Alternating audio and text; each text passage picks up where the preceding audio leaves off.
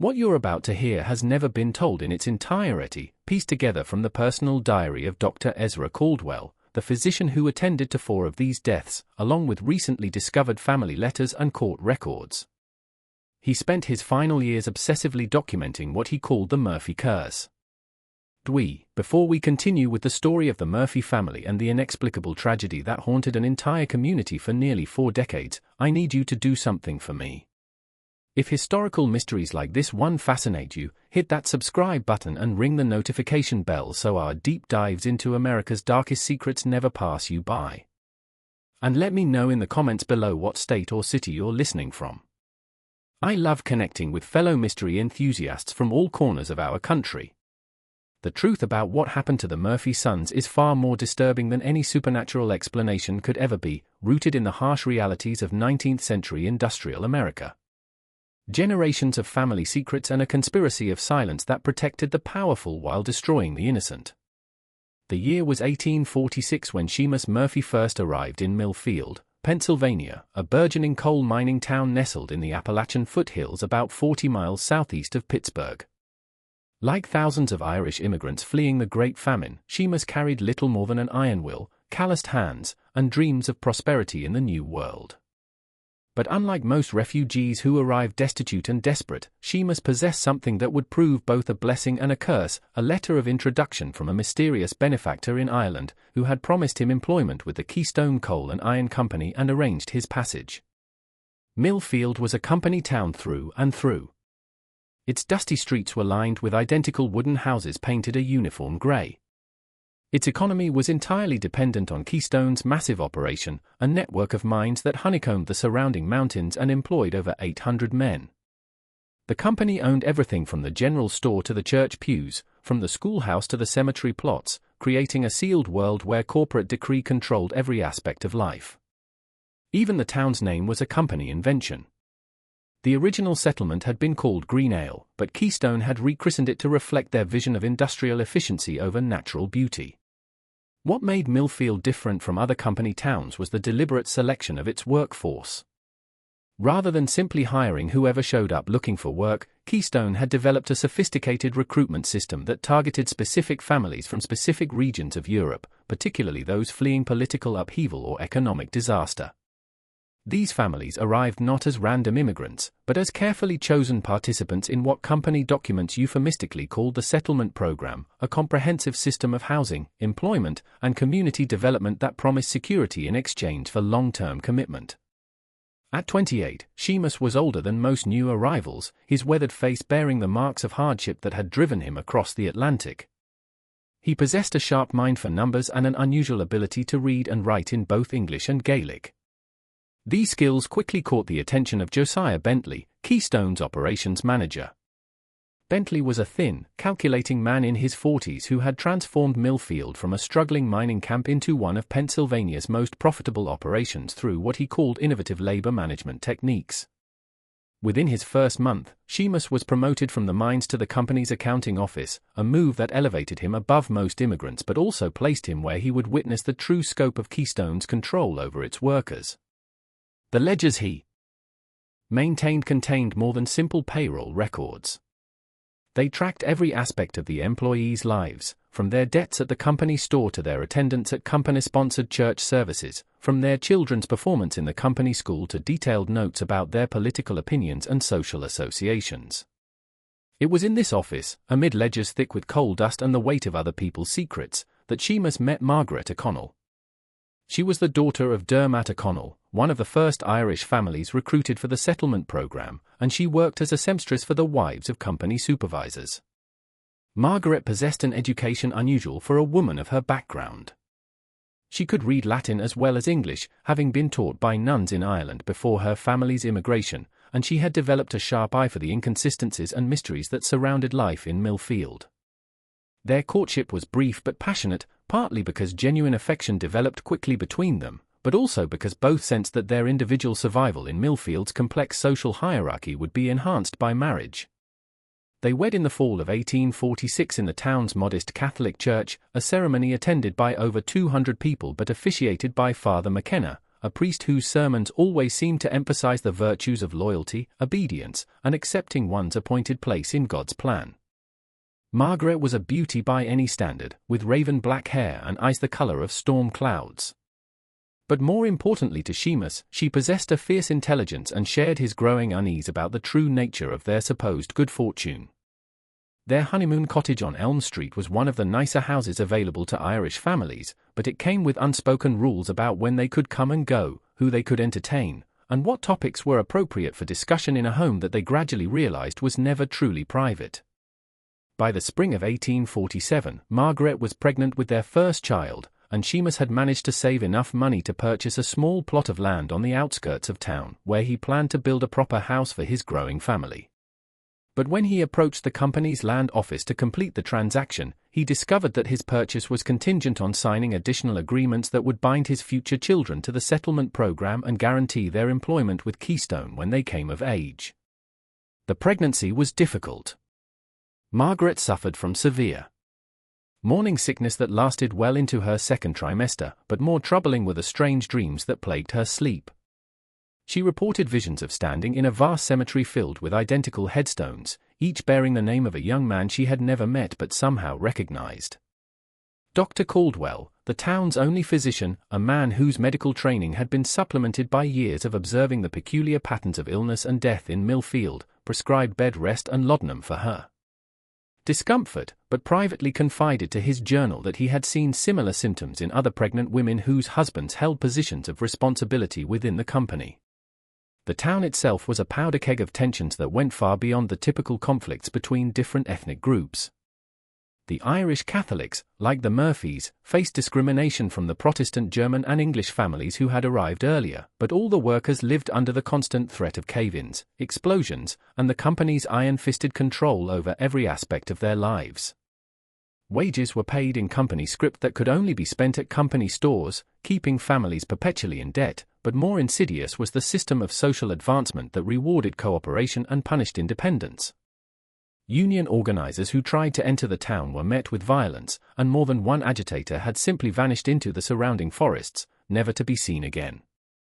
But there were also stories whispered in the Irish sections of town about families who had tried to leave Millfield and found their departures blocked by mysterious legal complications or sudden financial emergencies that made it impossible for them to honor their debts to the company. It was against this backdrop of industrial exploitation and hidden coercion that the Murphy family would experience their first tragedy, one that would reveal the true cost of the prosperity that Keystone had promised its carefully selected workforce.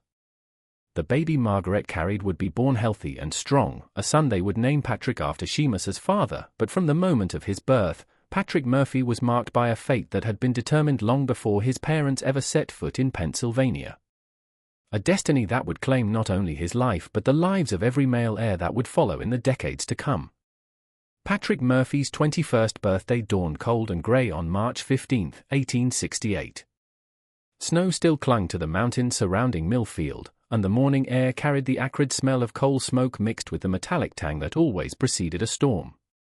Seamus had planned a small celebration at McBride's Tavern, one of the few establishments in town that welcomed Irish Catholics, but Patrick seemed unusually subdued as he dressed for work that morning. Margaret noticed her eldest son's pale complexion as he sat at their kitchen table, barely touching the hearty breakfast she had prepared. "You're looking peaked, my boy," she said, pressing her palm against his forehead. "Perhaps you should stay home today." But Patrick, who had inherited his father's stubborn streak along with his dark Irish features, insisted he felt fine. He had recently been promoted to shift supervisor in the mine's deepest tunnel, a position that came with both increased responsibility and scrutiny from the company bosses. Missing work on his birthday would raise questions he couldn't afford to answer. The morning shift began at 6 o'clock sharp with the miners gathering in the lamp house to collect their safety equipment before descending into the earth. Patrick's crew consisted of 12 men, most of them Irish like himself, though a few German immigrants had been grudgingly accepted into their ranks. The tunnel they worked was known as Shaft 7, nearly 400 feet below ground, where the coal seam was particularly rich but also notoriously unstable. At exactly 2:17 in the afternoon, according to the company's official incident report, a methane gas explosion tore through Shaft 7 with devastating force. The blast was heard throughout the town, rattling windows and sending women running into the streets, their faces white with terror. Mine explosions were common enough in those days, but this one was different, more precise, more contained than the random accidents that periodically claimed miners' lives. When the rescue crews finally reached the affected area 3 hours later, they found 11 men unconscious but alive, their bodies thrown against the tunnel walls by the force of the explosion. Patrick Murphy was found at the exact center of the blast site, his body unmarked by fire or debris, lying peacefully as if he had simply laid down to rest. Dr. Caldwell, who was among the first to examine the scene, would later write in his private journal that Patrick appeared to have died not from the explosion itself, but from what he described as a cessation of vital functions occurring at the precise moment of the blast. The other miners, when they regained consciousness, all told the same strange story. They had been working normally when Patrick suddenly stopped mid-conversation, looked at his pocket watch, and smiled. "Time's up," he had said, though none of them understood what he meant. Seconds later, the explosion had torn through their section of the mine. What made the incident even more peculiar was the discovery 3 days later of a letter in Patrick's coat pocket, written in his own hand but dated 2 weeks earlier. It contained detailed instructions for his burial and a list of personal effects to be distributed among his siblings. At the bottom, in his characteristic careful script, were the words, "The first payment is made. The debt continues with my brothers." The company investigation concluded that Patrick had somehow triggered the explosion through negligence, though they could never explain how a single man could cause such devastation or why he alone had died while his colleagues survived.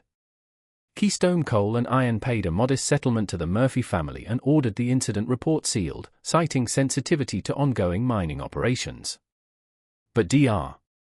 Caldwell kept his own records, and his growing suspicions about the true nature of Patrick's death would prove prophetic when, exactly 5 years later, the second Murphy son would meet his own appointment with fate.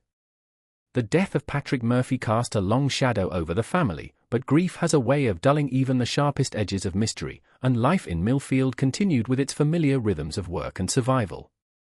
Sheamus threw himself into his duties at the company office with renewed vigor, as if ledger books and inventory reports could shield him from the questions that haunted his nights. Margaret aged 10 years in the months following Patrick's funeral, her once luminous hair now streaked with premature grey, her storm cloud eyes often distant and unfocused. But it was their second son, Thomas, who seemed most affected by his older brother's death. Where Patrick had been serious and responsible, Thomas possessed a reckless streak that worried his parents. He had inherited his mother's sharp intelligence but lacked Patrick's steady temperament, often finding himself in trouble with the company supervisors for questioning orders or defending fellow workers against unfair treatment. In the years following Patrick's death, Thomas began asking uncomfortable questions about the explosion in Shaft 7.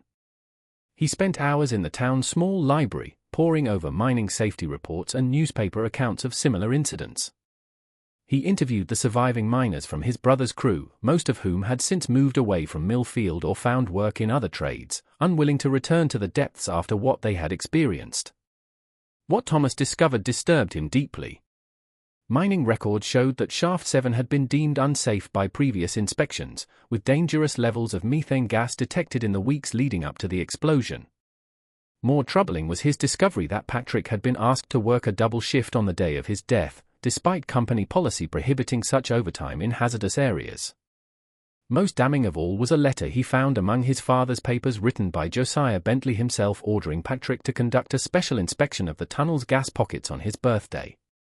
When Thomas confronted his father about the letter, Sheamus's reaction was swift and violent. The quiet, bookish man, who had spent years building a reputation for honesty and reliability, suddenly became someone his son barely recognized, his face flushed with rage as he snatched the document from Thomas's hands and threw it into the fire. "Some secrets are better left buried, boy," Sheamus said. His voice barely above a whisper, but carrying a menace that made Thomas step back. "Your brother is dead, and no amount of digging will bring him back. Drop this foolishness before you join him." But Thomas, now approaching his own 20th birthday, refused to let the matter rest. He began meeting secretly with former Keystone employees who had left the company under suspicious circumstances, and what they told him painted a picture of corruption and conspiracy that reached far beyond a simple mining accident. There were stories of union organizers who had died in accidents after getting too close to exposing safety violations, of whistleblowers who had simply vanished into the Pennsylvania wilderness, and of a secret agreement between Keystone Coal and Iron and certain prominent families in the region that ensured profitable operations at any cost.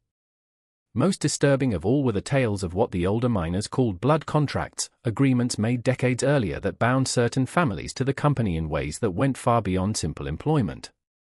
These contracts, according to the stories, required specific forms of payment that could only be satisfied through death. And the payments came due with clockwork precision, always on significant birthdays, always targeting the young men who might otherwise carry on their family names and challenge the established order. As Thomas's 21st birthday approached in the spring of 1873, he became increasingly paranoid and erratic. He began carrying a pistol and refused to work alone, insisting that someone was following him through the streets of Millfield.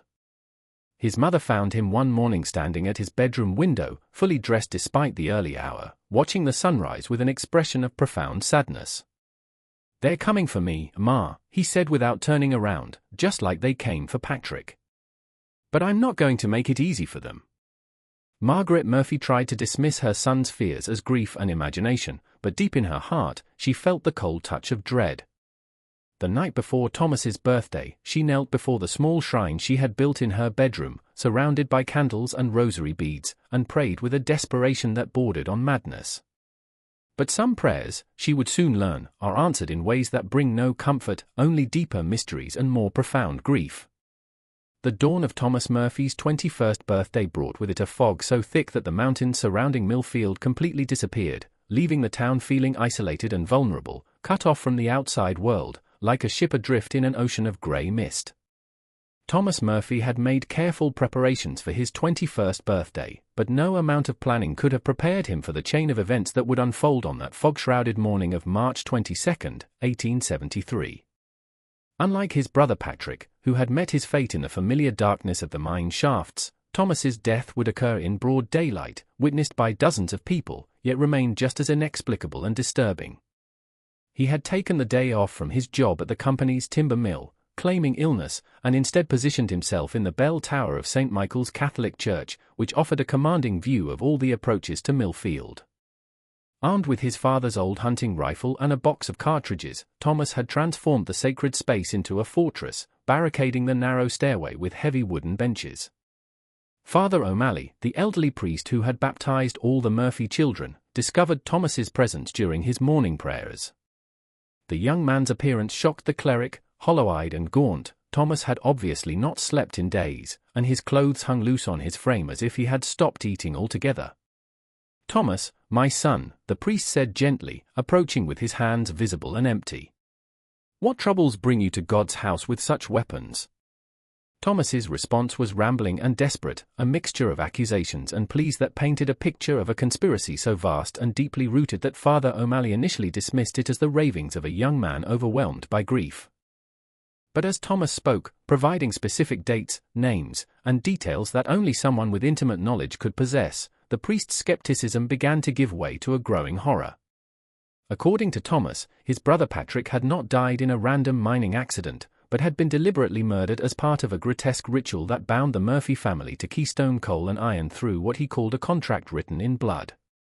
The explosion in Shaft 7 had been carefully orchestrated, timed to occur at the exact moment of Patrick's 21st birthday, fulfilling an obligation that had been established decades earlier through circumstances that Thomas claimed to understand but refused to fully explain. "They're coming for me today, Father," Thomas said, his voice breaking with emotion. "And when I'm gone, they'll come for Michael and then for James and for little Brendan. Every son, every 21st birthday until the debt is paid in full or until there are no more Murphy men left to sacrifice." Father O'Malley tried to calm the young man, offering prayers and comfort. But Thomas was beyond consolation. He had spent months investigating his brother's death and claimed to have discovered documents that proved the existence of the blood contract, though he had hidden these papers in a location he would not reveal.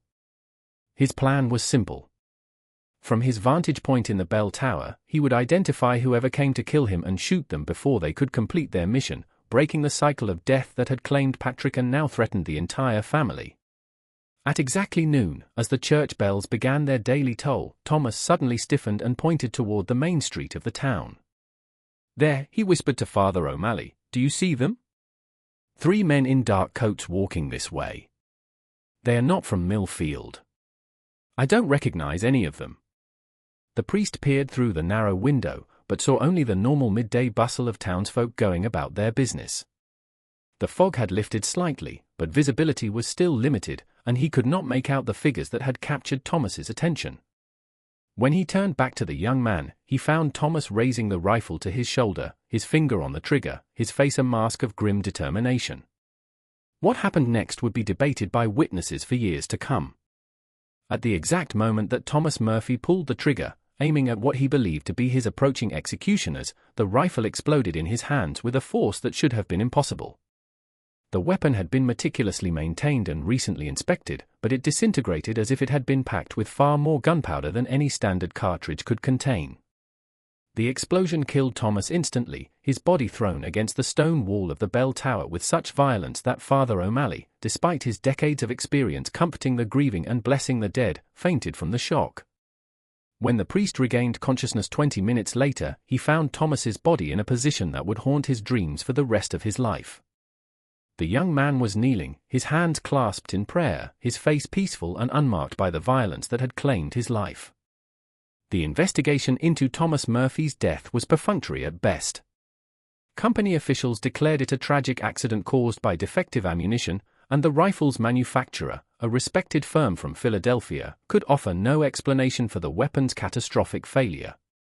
The 3 mysterious strangers that Thomas had spotted were never identified, if indeed they had ever existed at all.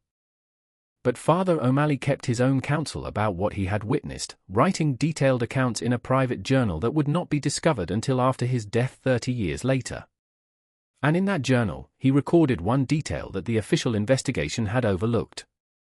At the moment of Thomas's death, every clock in Millfield had stopped at precisely the same time, freezing the town in a moment of silence that lasted exactly 21 seconds before time resumed its normal flow. The death of Thomas Murphy sent shockwaves through the tight-knit Irish community of Millfield, but it was the reaction of Seamus Murphy that truly alarmed those who knew the family well. Rather than succumb to grief, as he had after Patrick's death, Seamus became a man possessed by a fury that bordered on madness. He stormed into the offices of Keystone Coal and Iron the morning after his son's funeral, demanding to see Josiah Bentley and carrying with him a leather satchel that he clutched with white-knuckled intensity. What transpired during that meeting remains one of the central mysteries of the Murphy case, as both men took extraordinary measures to ensure their conversation remained private. But Clara Hoffman, Bentley's secretary, later told her sister that she heard raised voices through the heavy oak door of the manager's office, followed by what sounded like objects being thrown and furniture being overturned. When Seamus finally emerged 2 hours later, his face was deathly pale, and the leather satchel was no longer in his possession. Bentley, for his part, seemed equally shaken by whatever had occurred. Mrs. Hoffman reported that her employer cancelled all his appointments for the remainder of the week and spent long hours staring out his office window at the mountains that surrounded the town. On Friday evening, he summoned her to take dictation for what he described as a matter of urgent personal business. But when she arrived with her stenography equipment, she found him sitting motionless at his desk, apparently having changed his mind about whatever he had planned to reveal. The changes in Seamus Murphy were even more dramatic. The man who had once been known for his meticulous attention to detail and unwavering honesty began making errors in the company books, errors so obvious and frequent that even the most charitable observers questioned whether they were intentional. He started drinking heavily, arriving at work with whiskey on his breath and becoming increasingly belligerent toward his colleagues. Most disturbing of all, he began talking openly about what he called the price of prosperity and warning other immigrant families to be wary of opportunities that seemed too good to be true. Margaret Murphy watched her husband's descent into bitterness and alcohol with growing desperation, but her own behavior was becoming increasingly erratic as well. She had begun visiting the town's small cemetery every evening, not just to tend to the graves of her 2 dead sons, but to examine the headstones of other young men who had died under suspicious circumstances over the years. Her research revealed a pattern that chilled her to the bone. At least a dozen families in Millfield had lost male heirs at the age of 21, all in accidents that seemed random but shared certain disturbing similarities. There was Johann Steiner, a German immigrant son who had fallen from a construction scaffold in 1859, despite being known as one of the most sure-footed workers in town. Pietro Rossini had died in 1864 when a supposedly stable minecart had crushed him against a tunnel wall, even though he had inspected the equipment himself just hours before. Most recently, in 1871, Edward Flanagan had drowned in the shallow creek that ran through the center of town, despite being an accomplished swimmer who had grown up playing in those same waters. Each death had been thoroughly investigated by the appropriate authorities and ruled accidental, but Margaret began to notice common threads that had been overlooked or deliberately ignored. In every case, the young man had been offered some form of advancement or special assignment by Keystone Coal and Iron in the weeks leading up to his death. Each family had received financial compensation that was unusually generous by the company's typically miserly standards, and in each case, the deceased had left behind written materials, letters, diary entries, or hastily scrawled notes that suggested knowledge of impending doom. But it was Margaret's third son, Michael, who provided the most disturbing piece of the puzzle. Now 19 years old and acutely aware of the fate that had befallen his older brothers, Michael had been conducting his own investigation into the family's troubles. What he discovered, hidden in a forgotten corner of the church's basement, was a collection of documents that cast the Murphy tragedies in an entirely new and terrifying light. The papers appeared to be contracts written in a mixture of English and what looked like Latin legal terminology dating back to the 1820s when Keystone Coal and Iron had first established operations in the region. The documents were signed by representatives of several prominent families, including what appeared to be Seamus Murphy's own father, who had apparently immigrated to Pennsylvania decades before his son's arrival and had made agreements that would bind his descendants for generations to come. Just when we thought we'd seen it all, the horror in Millfield intensifies. If this story is giving you chills, share this video with a friend who loves dark mysteries. Hit that like button to support our content, and don't forget to subscribe to never miss stories like this. Let's discover together what happens next in this tale of a family bound by blood to forces beyond their understanding.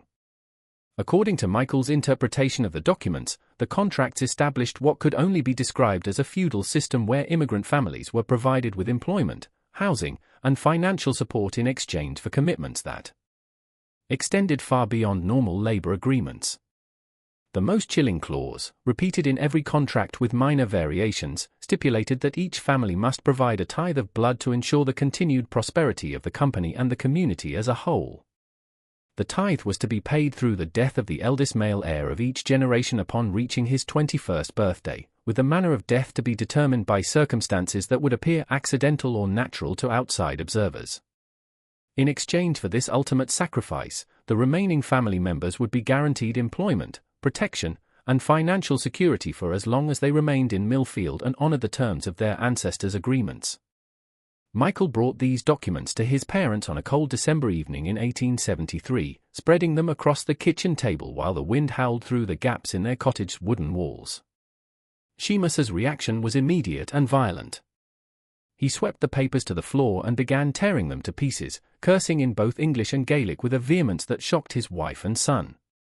"Burn them," he shouted, his face red with rage and terror. "Burn them all and never speak of this again. Do you want to join your brothers in the ground? Do you want to destroy what little protection we have left?" But Margaret had seen enough. As her husband destroyed the evidence that Michael had risked his life to obtain, she made a decision that would alter the course of events in ways none of them could have predicted. If the Murphy family was truly bound by a contract signed in blood, then perhaps the time had come to renegotiate the terms of their servitude, or die trying to break free from chains that had been forged long before any of them were born. The winter of 1873 was unusually harsh, with temperatures dropping far below normal and snow falling in quantities that the old-timers claimed they had never seen before.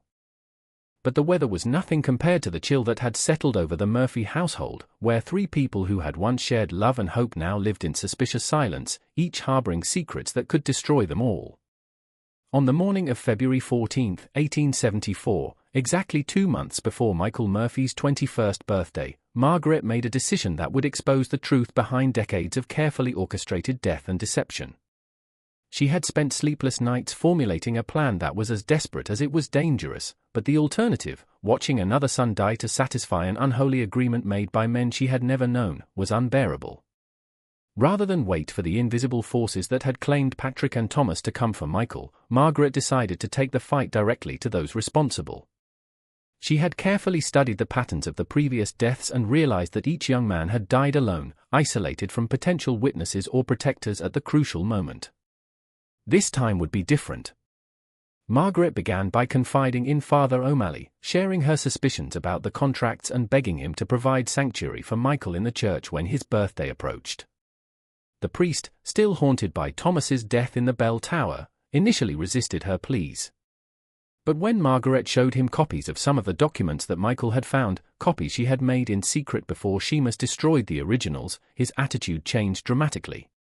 Father O'Malley's own investigation into the church's historical records revealed disturbing connections between the Catholic parish and Keystone Coal and Iron that dated back to the company's founding.